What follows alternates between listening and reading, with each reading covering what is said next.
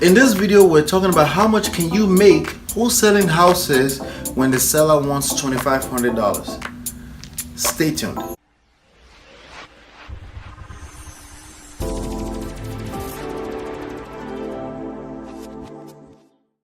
Hey my friend, this is Ola coming to you live from my myEmpirePRO studios on the road. In this episode, we are going to talk about how much can you make, how much money can you make wholesaling houses when the seller wants $2,500. Okay, so there's a backstory to the whole $2,500 stuff. And when I first started in the game, basically I used to promise people $5,000 for short sale deals. Eventually we dropped that to $2,000. Eventually we stopped offering money and let them just ask if they want a little bit of something. We'll offer $1,000. If they say, can we get a little bit more, we'll come up to $2,000, and basically never more than $2,000. Okay, and there were times that the seller is just very happy. They don't really want any money. They just wanted to get rid of the property, and that's what motivated seller is all about. Motivated sellers want to get rid of the property. They don't really care about money. If they get a little bit of something, that's a plus, it's a bonus, but they don't really care about that. What they care about is getting rid of the property, and that's what motivated seller is about. And this game of wholesaling is about finding motivated sellers and then taking their house. Because of the fact that they are motivated, you're able to negotiate and stay in control of what kind of deal you can get from there, and then take that house and assign it to an end buyer, your partner, right?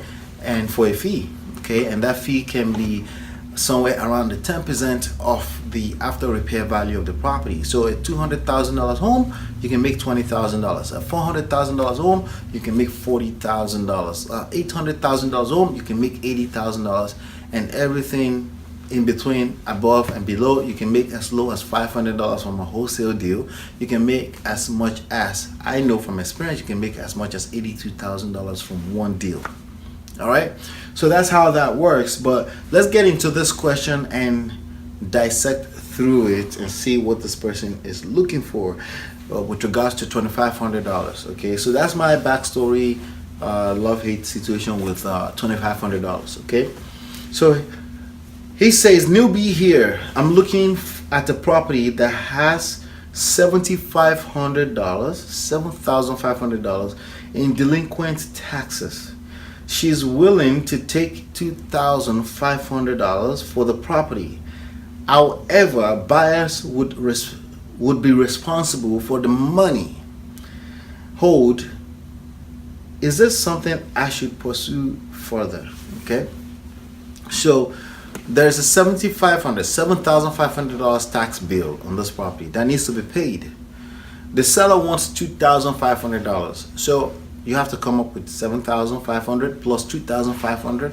That's basically $10,000. So the property is going to be, you're going to be paying $10,000. Okay. And the question here is that, is this something I should pursue? The truth of the matter is that we don't know. We don't have enough information. Okay. In real estate, we have a practice. We exit before we enter. Okay. What that means is that we need to know how much we can sell this property for before we enter into the deal. And you haven't mentioned that. You've only mentioned how much you're going to be paying for the property, how much you're going to be paying to enter into the property. How much is it going to cost you to exit the property, or how much are you going to make from exiting the deal? That's really the number. That's really the first number you should always look for. As a matter of fact, before you call any of your leads back, which by the way, you should have tons of leads coming through your pipeline.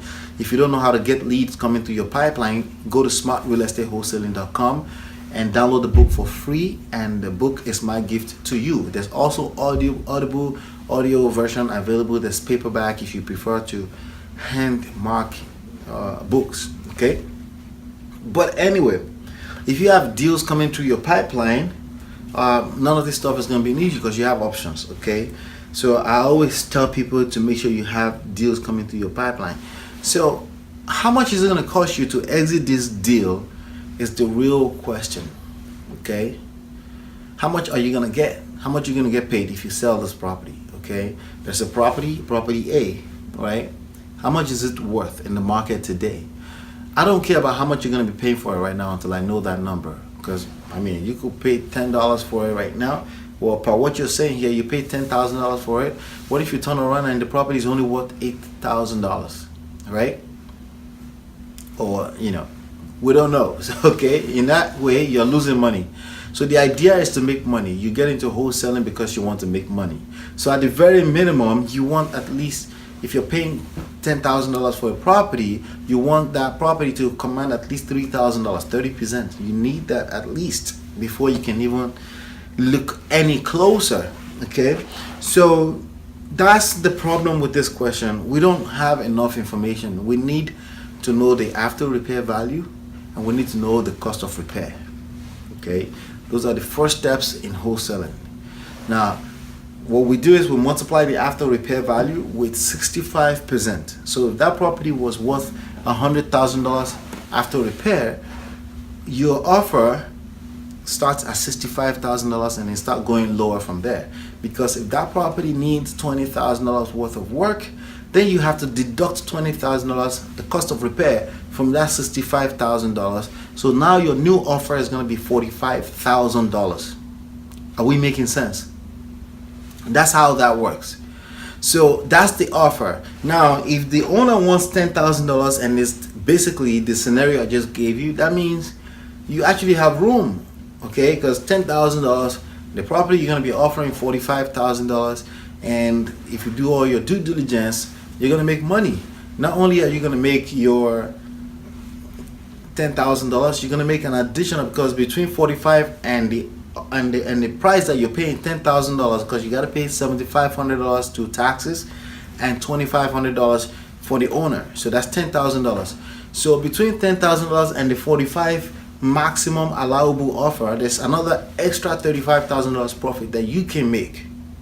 So with that case, it will make sense that you can make money in that situation. Okay, that makes sense. That it's gonna work out in that situation. Now, if you have a situation where the property is worth $5,000 but the homeowner wants $7,500 and the homeowner wants $2,500, and they think they're doing you a favor, say, hey, just the property is worth $5,000, just give me $2,500 and you take the property. And by the way, the property has $7,500 taxes on it. As you can see, you're in the negative already. That's a negative situation. Now, beyond that, there are many other factors. Location. Is there a railway going through the property? Right? Yeah, I know that's impossible. I was just being overly sarcastic, right? But the point is that if you have a railway in front of the property, that can be a negative, right? Or this noise midnight of railway that's going back past the property, that could be a negative. Is the bathroom right next to the kitchen on the first floor? That could be a negative. There are a few other things to consider that, as a wholesaler, don't worry about that. Just structure your numbers, and an investor rehabber will be able to move that property around in a way that will make profit. So we create that 35% equity space so that the rehabber can get paid, you can get paid, closing costs can be paid for, holding costs can be paid for, and that's why you need that 35% space to operate. Because and then what you're doing is you're adding that property as value back into the community, as opposed to destroying it like everybody else. Okay, so when you say, is this something I should pursue further, we need more information. Basically, we need to know what's the after repair value of this property. What is it worth? If you fix it today for whatever it's going to cost to fix it, what is it worth? If we don't have those two information, we don't know anything about this property, basically. So we cannot decide if you should move forward with this property or not, right? Now, $2,500, we don't know what that means, basically. Okay, people tell me all the time, like, there's a property, the mayor of this so city is selling properties for $1.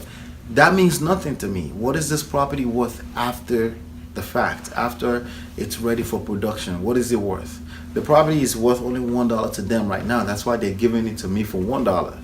Or maybe it's worth more, but they're not willing to put the work in. They know I will put the work in, right? But the bottom line is that nobody gives free houses unless there's something in it for them. Okay, so what you want to do is get into a situation where you understand, Okay, you understand when you sit coming from afar. What's your property worth is the first question. What do you think is worth is actually more of a better question, because it's a little bit more relaxed, and then they feel the need to explain a little bit further, give you a little bit more details on why they think the property is worth $100,000.